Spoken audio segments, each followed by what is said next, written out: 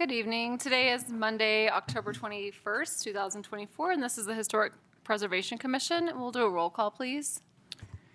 Chair Haley. Here. Vice Chair Berg. Here. Commissioner Dunlap.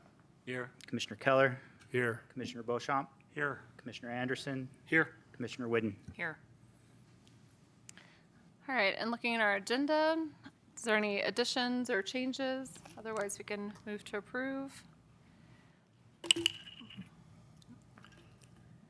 I would have moved to approve the agenda. I'll second. All those in favor? Aye. Aye. And any public comments that are not on our agenda this evening? And if you'll just state your name and city of residence for us. All right. My name is Andy Johnson. I'm with DAJ Design here in Louisville. I wanted to address a topic that's come up the last few meetings, and that it revolves around HSAs, budgets, and how those get used. So this probably should be an agenda item. We could dig into this further because we have quite a bit of data that we could share with you with all the HSAs that we've done over the last number of years. But the reason I wanted to mention this is that we recently reviewed a commercial HSA that was not done by our office, and it sort of fell short of our own standards, and I think it falls short of the HPC's standards. When we changed the amounts that were available for grant funding, one of the criteria, and I'm paraphrasing very much, was the ability to hire consultants to be a part of the report and the review. So we reviewed a commercial report, which in my opinion really should deserve quite a bit more attention, including consultants, and this one had none. And we were really surprised, and I think it brought up the question around, how do HSAs get evaluated kind of in the post form? So when, for example, we produce an HSA, how do we know that it meets the HPC standards? Part of that is staff's review, and that's just a small part, but I do think that these HSAs that we spent quite a bit of time putting together really should come to the HPC in some capacity for review, and you should read them because they're really interesting and they're really cool. And it's also good just to see what we're uncovering in terms of the buildings that we're studying, and I think it sets you up for better success, particularly if a grant application or a landmark application comes before you at a later date. So just a brief overview, and I'm sorry, I'll probably go over 3 minutes, but hopefully that's okay. In terms of HSAs, from what we generally see, our budget generally is about 75% architecture, 25% structural engineering. That's our consultant that we bring in. We're primarily doing residential reports. However, we have seen sort of an uptick in commercial reports. It generally falls about the same. It's sometimes just a little bit less than 25% on the commercial side for those commercial reports. When we do a residential HSA, and I'll use that because those are more typical, we're generally budgeting about 40 hours per report on the architecture side. When we equate that for what we have allotted, that's about $75 to $85 an hour. That is roughly half our typical billing rate. So we're not doing these for a profit. And I'm not trying to say, hey, look, this is so great. I'm just saying we do them because we're committed to doing them, but we don't do them for a profit. And I would imagine that other companies would probably be in the same boat. When we do a structural report, we actually get a fairly detailed letter from our structural engineer, and we're doing at least 2 trips to the site, usually 3 times. One of them is we measure the building very accurately because that's really important information in terms of how a building may have been added onto or not. We tend to uncover more when we look at a building from a measuring perspective as opposed to just walking around glancing. It's just more detailed.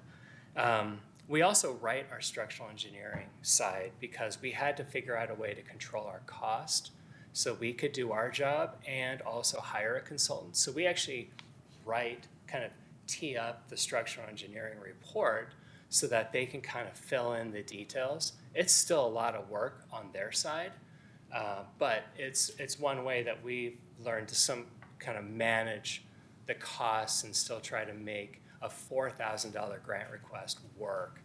And for $4,000 for residential, $9,000 for commercial, we use every bit of it. And that will always be the case. It would be interesting to dig further into how those grant allocations really do want to happen, because there's probably a more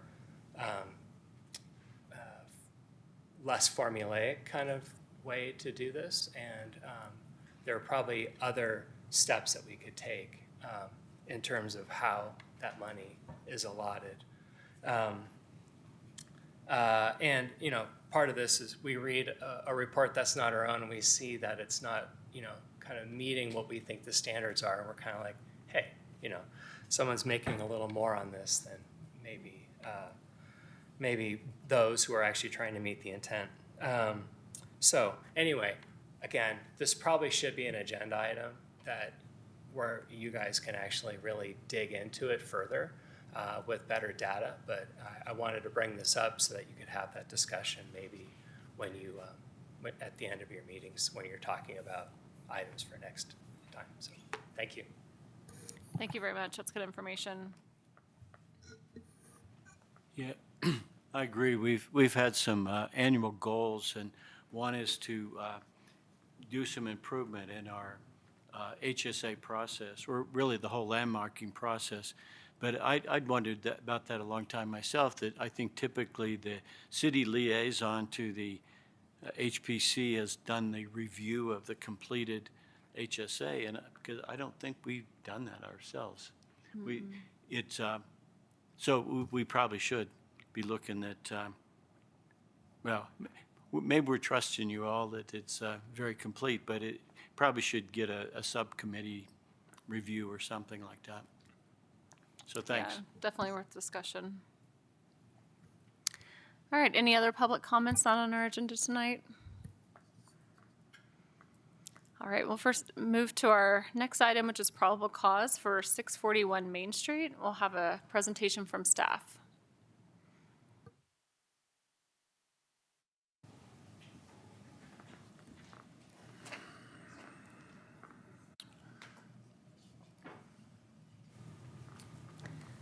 Good evening, Madam Chair and Commission members. This is Emily Klein-Gibson, Planner 2, presenting the staff report. This is a probable cause application for 641 Main Street. 641 Main Street is a commercial building, currently hosts Moxie Bread Company. It's located on the corner of Main and Pine, with Elm Street to the south, and it parallels Lafarge Avenue to the west. Just a reminder that probable cause is a way to grant approval for the historic structure assessments, or HSAs. HSA grants cover up to $4,000 for residential properties and $9,000 for commercial. They are reimbursements, non-matching, and the landmarking criteria is used to evaluate probable cause for a building. The conditions over time for 641 Main, as you can see here on the left, is probably the oldest photo we have for this property. It's undated, and it shows just a single building residential structure. Then you can see in the 1948 Assessor's Card image, there have been a series of additions that were constructed somewhere between 1893 and 1908.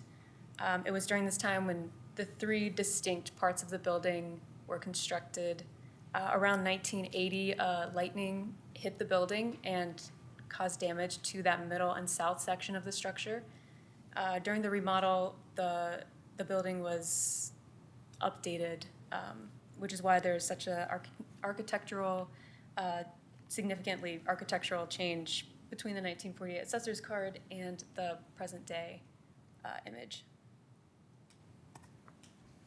For landmarking criteria, the building was constructed in 1880, making it approximately 144 years old. We do believe there's geographic significance. This building is located on the corner of Main and Pine, which was considered back in the day to be the center of Louisville, and I believe that still can remain true today. The social significance includes Swiss, German, and English immigration history. Some of these property owners used the building primarily as residential, and then there were also 4 consecutive owners who were doctors. They used the building as both a doctor's office and a residential office. One doctor served coal miners, another was known to deliver babies in the city. For the physical integrity, as I mentioned, there have been some exterior changes over time, but the north portion of the building, as well as the overall character and footprint, remain the same.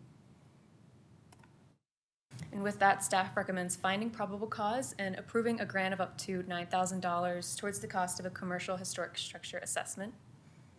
And this concludes the staff report. I'm available for any questions. And I believe the applicant is also here. Great, thank you. Is there any questions for staff?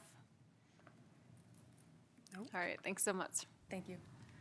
We'll have the applicant. Yep, it's anyone who wants to. Sherry's the owner, Sherry Devine, but I'm the renter, and And then we're if you'll kind of just- doing this together. That's great. If you'll just state your name and city of residence. Philippa the Clark, record. Louisville. Sherry Levine, Boulder. And it's really up to you, whatever you want to share, or it's just kind of your time. So, I mean, no, we've been talking about it for a while, and really, I mean, there's a lot of reasons, but mostly it's a foundation that I know needs some help down there. We go down and just look in the foundations and think, okay, I know that this needs some work or some support and some help. So we really want to get, the assessment done so we can see, is this safe? What needs doing and things like that. So mostly for the foundations, and then also for the exterior, if there's, if then after the assessment we get the grant, there's a lot of work on the exterior that needs doing as well. And, my knowledge so far of foundations and exterior, correct me if I'm wrong, if the money can be used for other things, but I feel like there's a whole load of wish lists that we have for things. And, we both just totally love that building and, don't want to make any kind of modern changes to it or anything like that. We want to preserve it and, keep its integrity. But we don't want it to fall down, and we need it to be safe for staff and for customers. that's great. Any questions for the applicants? A comment maybe, it has a really old date. That building that is next to the City Hall here, which is now Parks and Recreation, is considered the oldest building in Louisville. But because of the mine subsidence here, that building had actually sunk 5 or 6 feet at one point and then had to be repaired. So I wouldn't be surprised if there were some foundations to look at your building. Yeah. I mean, you'd have fun going in and looking at our foundations.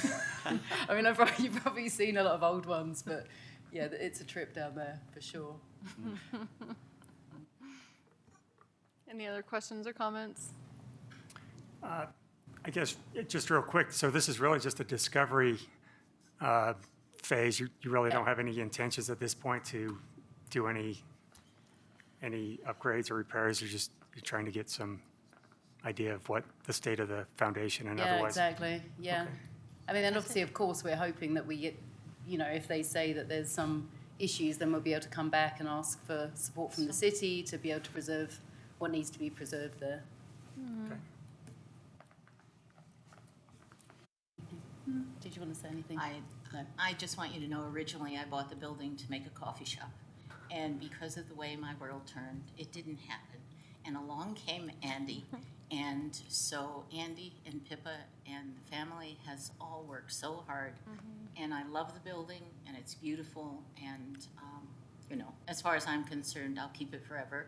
It would just be nice if we could take care of it the way it should have been or the way it could be. Would be nice. That's great. That's a good motivation.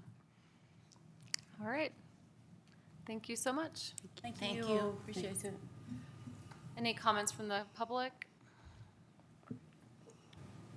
And seeing none, we'll turn it back for discussion.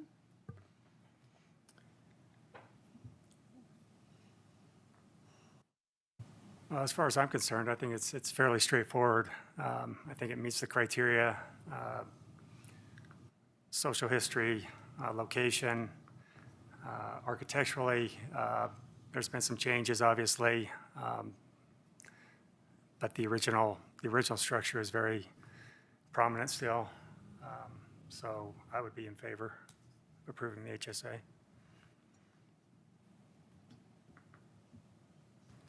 It seems a lot of what we do, even having a preservation plan, is because people appreciate the old town of Louisville. And if you had a list of the buildings that are most appreciated in Louisville, this one would be high on the list.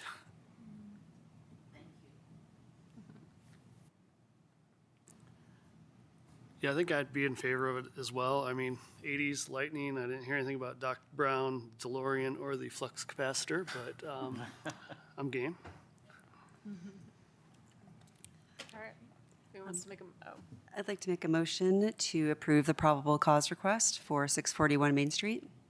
I'll second that. and if we can get a roll call, please? Commissioner Anderson, Yes. Commissioner Keller, Yes. Commissioner Beauchamp, Yes. Commissioner Berg, Yes. Commissioner Dunlap, Yes. Chair Haley, Yes. and Commissioner Whidden. Yes. Great, thank you for coming. And staff will be in touch with you just as far as next steps, finding someone to do the HSA for you. We have some architects here in town that could probably help also. So, yeah, thanks so much for being here. Thank you so much. Thank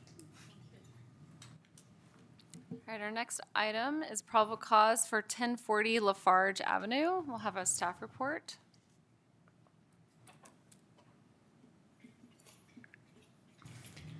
Good evening again, Madam Chair and Commission members. Emily Klein Gibson presenting the staff report.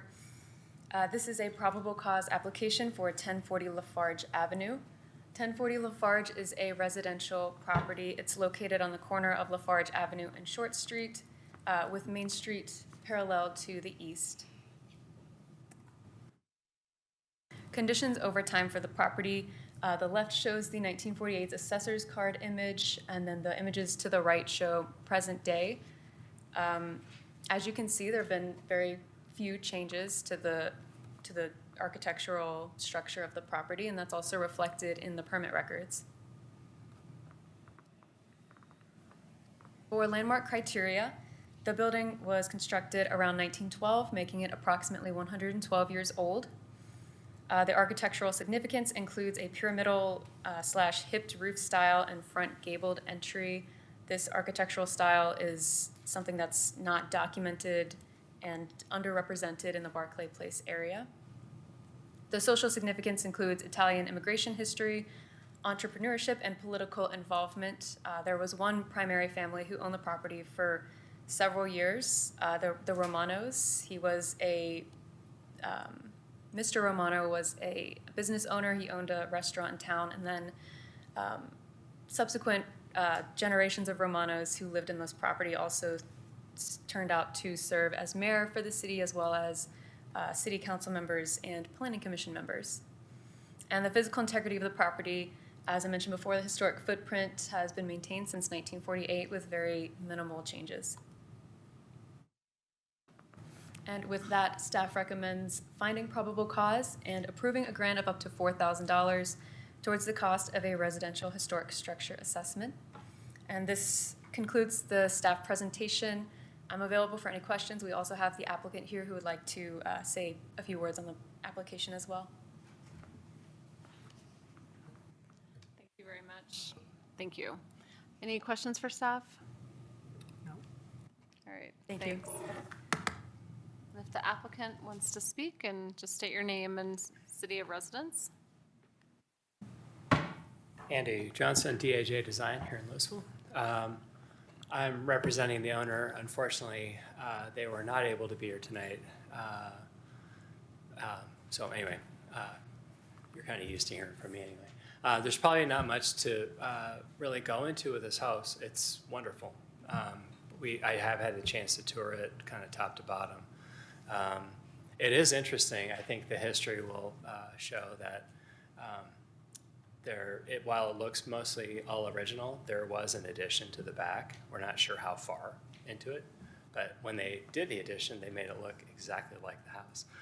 So it'll be a little hard to uncover that part, but it is on a stone foundation, which usually bodes well for the house as opposed to poured concrete foundations, which tend to be really difficult to work with. But stone foundations have their own challenges as well. So we're really excited to dig into this. Hopefully we get the opportunity, and happy to answer any questions specifically about the building since I have been in it. Great, thank you. Any questions from staff, or any questions for the applicant? Sorry. No. All right, thank you so much. Any comments from the public? We'll bring it back for discussion. Seems like a pretty straightforward one as well, maybe even more straightforward. Very straightforward. Yeah. So, Usually you've seen these where you have the front or the side facade that have been really changed. And again, we don't have complete photos from old original Right. times, but it does appear that it's pretty much intact, which usually the windows have changed or something along the line. So yeah. I'd be in favor. I think it's nice too to see a property that's a corner lot, so you can see two facades of it. It's encouraging to have to learn more about it and see where it can go. All right, I'll make a motion. I'll make the motion to find probable cause for 1040 Lafarge Avenue. I'll second. And we'll do a roll call, please. Commissioner Dunlap, Yes. Commissioner Beauchamp, Yes. Commissioner Keller, Yes. Chair Haley, Yes. Commissioner Anderson, Yes. Commissioner Whidden, Yes. Chair Berg, Yes. or Vice Chair Vice- Berg. Sorry, Chair Haley. Oh, it's okay. I'm not offended. All right, thank you so much. And yeah, let the applicant know. And we look forward to working with them and the process. So staff will be in touch. Thank you so much. All right, those were all of our probable causes for the evening. We have items from staff. You just stay up there, I guess.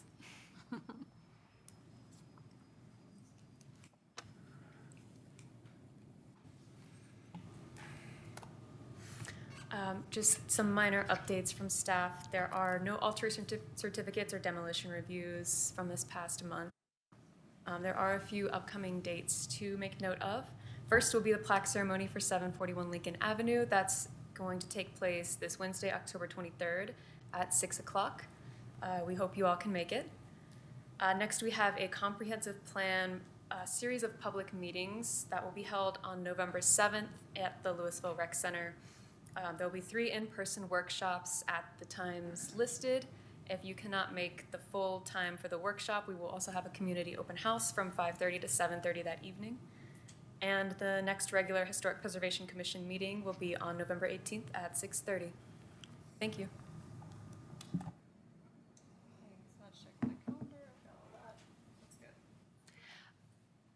Yes, we're looking very forward to the plaque ceremony. So thanks staff too for making that happen so quickly. So we're looking forward to that. Any of the public that wants to come, it's one of our fun get-togethers. So, This is Gary's home? yeah, so he wasn't here for the May. Yeah. And so were you here last month? Or- Yeah. Not last month, no. Okay, that's what I thought. So he asked if we could squeeze it in before the end of the year. So it worked out perfectly. So, yeah, so next item is updates from commission members. So we have, Gary and I have been working in a subcommittee on updating the bylaws, which is required periodically.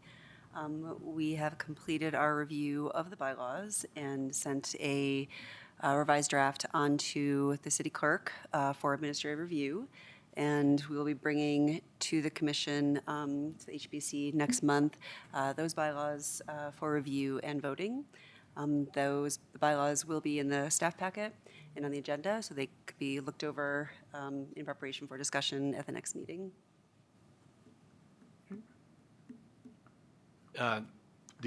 Looking at the bylaws, one of the major additions is there were some new city meeting laws, like doing the things that we are now, taping meetings and the public access to it, that affect all of the commissions. So the city clerk put that code in, or the information about that, the text.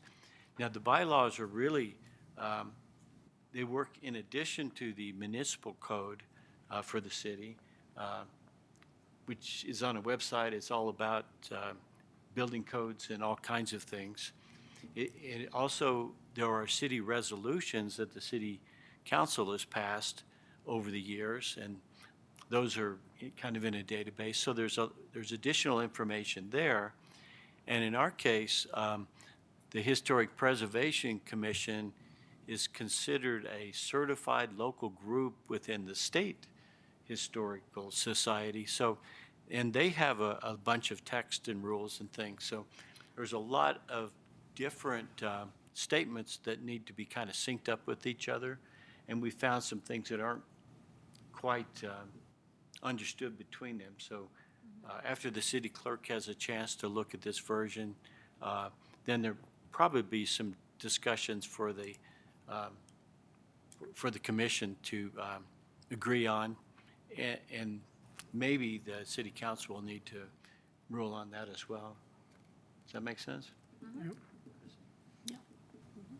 Yeah, it sounds like it's been quite a process going through all that, so thank you for It hasn't taking the been time. updated in 10 years, and Right. probably the other ones haven't as well. Yeah, so that's great. Thank you for working on that.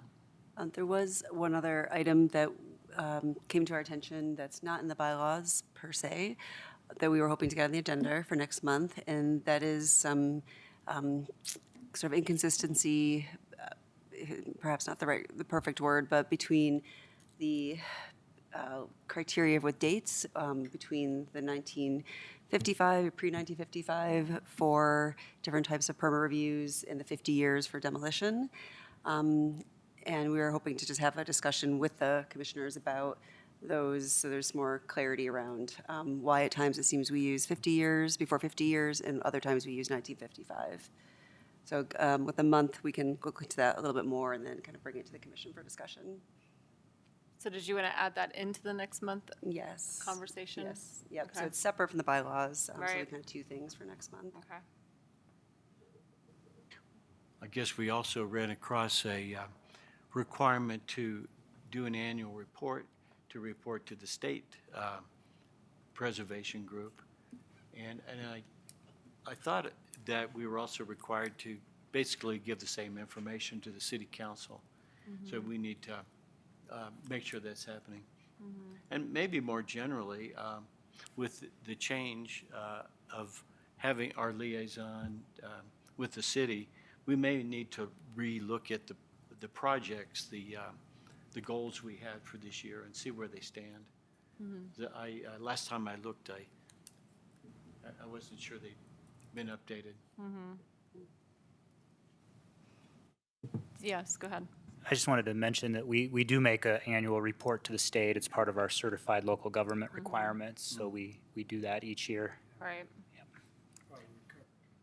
Yeah, and I'm not sure if there's a requirement for a city council report. We have not been doing that, so we would want to make sure we come up to speed I on that. remember in the past, sometimes there would be a joint meeting between the city council and the Preservation Commission, at which time some of those things could be discussed. And I think that went away with the pandemic. Maybe that will happen again. Yeah, there's always talk about how the city council, and I think it varies from mayor to mayor, and they kind of facilitate often how those interactions take place. So that'll be looked at again for all the city's boards and commissions. I would mention this Wednesday, there's a board and commission open house as well. I forgot to mention that. So if you know anybody who wants to join a city board or commission, there'll be representatives, staff representatives, and others kind of recruiting for that on Wednesday evening, so. Is that here, or I can't remember where the location is? I saw the, It was here at City Hall. Unfortunately, I think it's Wednesday at 6, the same time as the at the plaque same time. ceremony. But we So I can think tell our we friends. Yeah, we double booked, but if you know anybody, yeah, that's a good opportunity for sure. yeah, it is it's in council chambers, 6 o'clock. Okay. Yep. Thanks for that reminder. And Gary, were you saying that going to the city council, the report, that's more of a city thing, or is that required? Did you find that was required for somewhere else? The only thing I saw, Chris The can national. corroborate too, was that it needed to be reported to the state. Okay, And we probably should be reviewing it in the commission as well, instead of it just being submitted directly, because I don't recall it being reviewed by the HPC. yeah, I remember Amelia going through and saying that because for a while we Okay. weren't, when we didn't have a full commission? And Yeah. that was something we talked about all the time, is that we weren't fulfilling the state's Yeah, okay, yeah. requirements. So she definitely, I mean, she didn't have like a written, like where we like read it and review it, but she was definitely telling us if we were in compliance or not. So, Yeah, it's a pretty technical report. Right. Just to make sure that we're staying in compliance with the state's rules for being a certified local government, making sure we're doing all the things we need to do to stay certified with that organization. But Right. we could certainly share it with you. We definitely should be. we'll put you in charge of looking at that. Just kidding. No, We'll I all think look we at should it. all see it. No, I'm teasing. We'll all look at it. No, it's good. Good checks and balances. All right, any other things?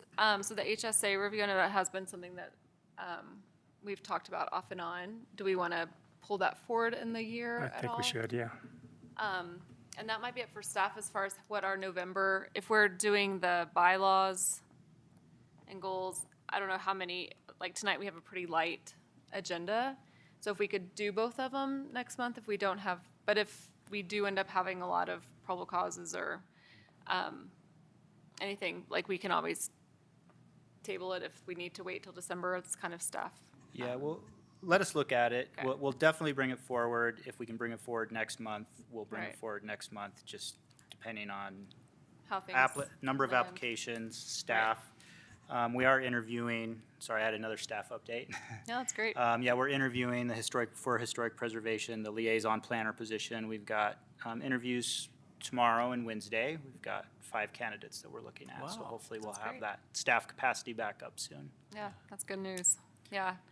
So, yeah, and I guess it'd be good to talk through those things before the end of the year, but definitely in January when we have our new person too. Now, it was my understanding that that position has been funded out of the Preservation Fund? It's partially funded out of the preservation And fund. that's been a half-time person? Yeah, so they're a full-time staff member, but they're half-time dedicated to historic preservation and then half-time to general planning duties. Okay. Is there any possibility that we would want to make that a full-time person and, you know, fund more of it out of the Preservation Fund? We could certainly look at that. That's definitely a city council Sure. level discussion that you could recommend. You know, typically we think, I would say, in the department, when we have someone who's in and trained, we feel like a half-time position is enough to keep your work moving and your work plan moving. But if you feel like you need more staff support, we can certainly look into it further. Maybe we should talk about that. I've always felt that there were some things that didn't get completed. And maybe it depends on who's assigned to it and how clear we are about what the results we want are. I think we're also coming back to a normal again too, like as far as the fire and those kind of things. So I think like we might feel it out for a little bit before but it's definitely something to look at as far as the percentage. Maybe not 50, maybe a little bit higher, maybe not full time. But I think once we're fully staffed and staff's not completely overwhelmed with all the non-usual events, we can definitely kind of reevaluate. Would you agree with that? Yeah, and I would, we don't limit this person to 50%. If there's a lot of Yeah, historic right. preservation work, we would like, Flex that's these. their priority, but with things like Marshall Fire, we did have staff spending a lot of time reviewing rebuild permits. That probably ate into the capacity a little bit, but, And just not Yeah. having a full staff, so, and we've had a lot of staff turnover starting with COVID, and Right. it's just kind of continuing to churn a bit, so we're hoping to get some stability. right. So I think we can kind of settle in a little bit and then reevaluate everything Yeah. as things get. If at our next meeting, stable. we're looking at the planning, the items that, the goals we'd had and completing those, and if it's a pretty long list, maybe that's more reason to expand that work. Thanks. All right. Any other commission updates? I'd like to thank Andy Johnson for just kind of giving us a brief overview of how he sees HSA budgeting and how that fits in. I know I'm still interested in seeing some sort of a log or a report that shows kind of what was spent on the different ones, which I know we talked about last time. I think that just further expands upon it a little bit. Well, I think more than that is the consistency of what are we getting for what we're paying for, basically. So I think those two pieces together are really important. Yeah, I would lean on staff. Usually would probably run herd on checking through that sort of stuff and not always being in front of everybody, but having an occasional one that does show up where you have a reference point, I think wouldn't be a bad item. I don't know what the frequency would be. I would hesitate to make it too often, but it can't be never either, in my opinion. Yep. I'd like to, before we adjourn, also recognize that we have some students in attendance this evening. Once a semester, the local high school social studies teacher there for civics asks high school students to go to different boards and commissions for the city, and we always enjoy having you here and hope that you have seen a little bit of what this commission does for the city, and encouraged to see what else is going on with city governance. So thank you for attending.